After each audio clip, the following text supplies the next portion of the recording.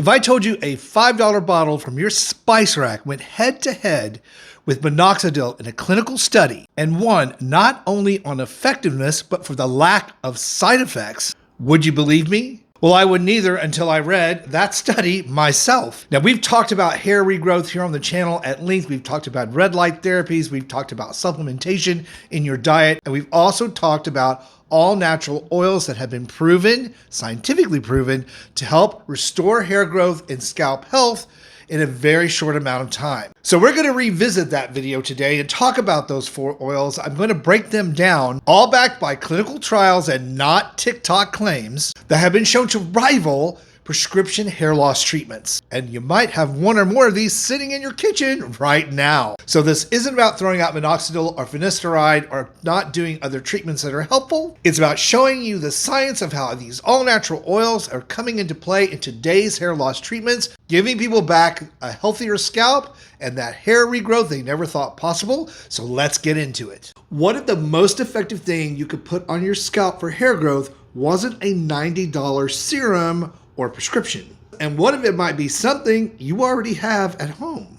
Taking hair from looking like this to this. There are oils that have been sitting around, not used for hair growth for years, and dermatologists and scientists have clinically studied these same oils, tested them against minoxidil, one of the most popular hair loss treatments there is. The results worth talking about, and that's what we're going to do in today's video. Oils that help hair growth that can give similar results to prescription medications. I know it sounds too good to be true, but in reality, researchers have taken these very oils we're going to talk about in today's video into clinical research studies. Now, not just in petri dishes, but on real people on real heads. And in some of these studies, these oils were measured directly against the growth effects of minoxidil. Now, I want to be clear here. This video is not about throwing minoxidil or finasteride out the window or under a bus. But what the science is showing us is that nature has some real contenders that can actually help produce some of the similar results,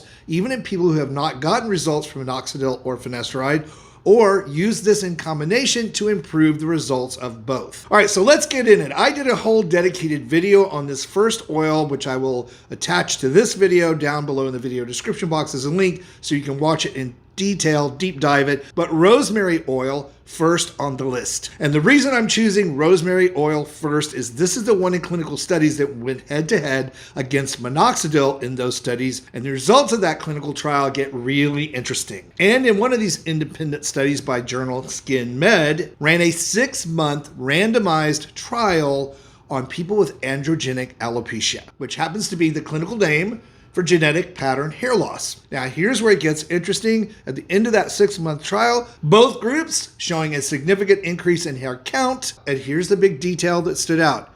The people in the rosemary group showed much less indication of itching, dryness, and redness than did the minoxidil group, which if you take a look at the side effects of minoxidil, dryness and itching happens to be one of the main side effects. So how does rosemary oil actually work? Well, rosemary oil has several components that are great for skin. Talk about that all the time. But when it comes to hair, it is a particular acid called carnosic acid, which research showed improved circulation in the scalp, in particular around hair follicles. Naturally, better blood flow is going to increase oxygen and nutrients that the scalp and the hair follicle need in order to grow. All of that a key factor to extending the growth phase of hair. Also documented antioxidant and anti-inflammatory properties, which matters a whole lot because scalp inflammation is indicated in a lot of hair thinning and loss problems, including pattern baldness. So how do you use it? Well, just like for skin,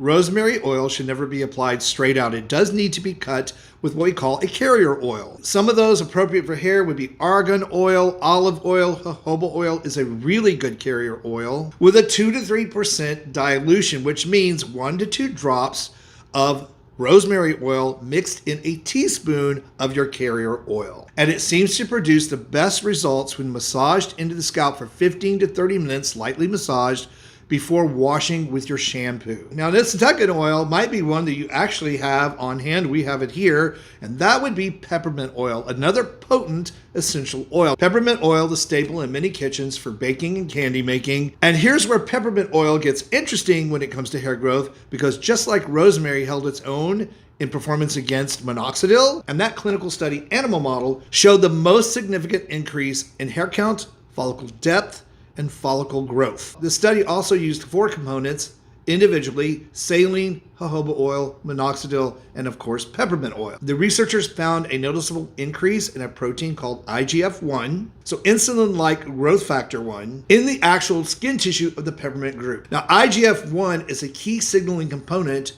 of the growth phase of hair. We call that phase in hair growth anagen. More active anagen means more active follicles, which means more hair growth. Now, the honest caveat here, more human studies need to be done when it comes to peppermint oil, but the results are worth noting. And right now today, peppermint oil continues to be one of the more researched oils when it comes to natural hair regrowth. And if you've ever had peppermint oil on your tongue or on your skin, you know it's a vasodilator because of the tingly coolness that you notice from the peppermint oil itself. That's an increase in circulation. That's why you can find peppermint oil in many hair growth shampoos and products. Peppermint oil is extremely potent and it needs to be diluted. About 2 drops of peppermint oil to your favorite carrier oil, massaged into the scalp in the focused areas that you're trying to treat for about 30 minutes before washing it out.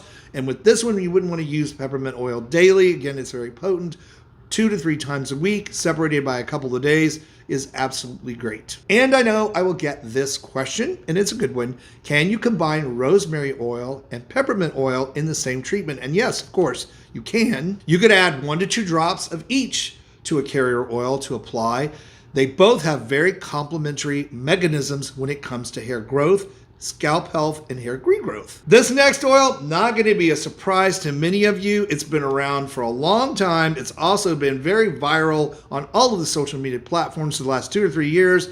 But when it comes to hair growth, it does have some special properties that make it very, very effective, and that oil is castor oil. The only problem with castor oil is because it got so popular and it went so viral, a lot of folks stretch the truth about what it can actually do. That's a big problem. But in this video, you and I are going to cut through the noise and see what the science actually says. Now, castor oil comes from the seeds of the ricinus plant, and the standout compound in this oil is ricinoleic acid. It makes up about 90% of what the oil is. It's an unusually high concentration of a fatty acid, which is what makes castor oil so significantly different than any other oil on this list. Ricinoleic acid has been shown in studies to bind prostaglandin EP3 receptors in the skin. So yeah, that sounds great for skin, but what does it do for hair? Because prostaglandins play a significant role in regulating the hair growth phases. Specifically, certain prostaglandins are indicated in promoting anagen, or the active growth phase, while others are related to hair loss. Ricinoleic acid's ability to interact with these receptors is one of the mechanisms that researchers point to into why it seems to help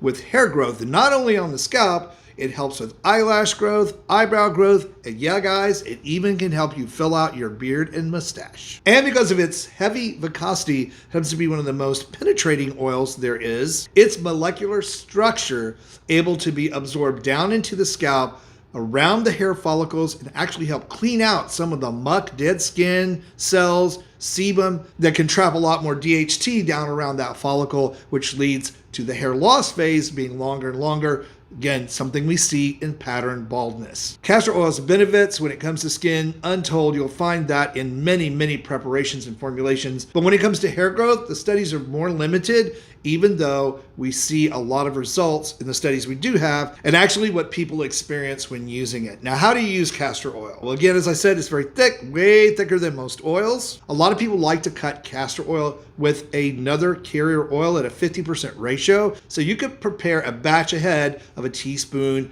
of castor oil and a teaspoon of jojoba oil, for instance, and have that ready to go for your massages into your scalp and hair. You apply it to the scalp, massage it in for a few minutes to get that circulation going, and sleep with it in your hair overnight. Now use a pillowcase that you don't care anything about for this, so you don't get it stained with castor oil. Again, it's very thick, very difficult to get out even with washing. But don't worry, it will wash out of your hair, and it's so effective you only need to do it 1 to 2 times per week. And this next oil we're going to talk about, going to be a big surprise to a lot of people. Pumpkin seed oil. Yes, pumpkin seed oil. It's one of the least talked about holistic hair growth approaches out there, even though it has some very compelling human clinical trial data. And once you understand the mechanism of how this helps with hair growth, you'll understand why researchers got behind it. 2014 study on pumpkin seed oil and its effects on hair growth was a randomized double-blind placebo study, which happens to be the gold standard in clinical research. They looked at a group of men with androgenic alopecia, that's male pattern baldness, and gave one group 400 milligrams of pumpkin seed oil daily in their diet. They gave the other group, of course, a placebo. And after 24 weeks, the men in the group that took the pumpkin seed oil daily in their diet showed a 40% increase in hair follicle count, which means the pumpkin seed oil produced a significant difference in the group that took it. And why did it work so well? By naturally being able to reduce the amount of DHT that's trapped in the skin and around the hair follicle itself. Quickly here, if you don't know what DHT is, and most people do, it is a derivative of the hormone testosterone that actually attacks, in some individuals, male and female, the hair follicle, causing it to grow slower and less until it actually becomes dormant. Genetics plays the significant role here, of course, for people that are sensitive to DHT and have this problem. And as you probably know, prescription medications like minoxidil and finasteride help to lower the amount of DHT in the scalp, and for some individuals, help to restore their natural hair growth. Now, it's worth noting here, as I talked about in the study, individuals took pumpkin seed oil internally, but a lot of people apply it topically just like the other oils, or do both. And pumpkin seed oil itself on the scalp is anti-inflammatory, helps increase circulation. So you can see why those mechanisms might be helpful in hair regrowth from that perspective. So if you happen to be one of those folks with hair loss being driven by DHT and hormones,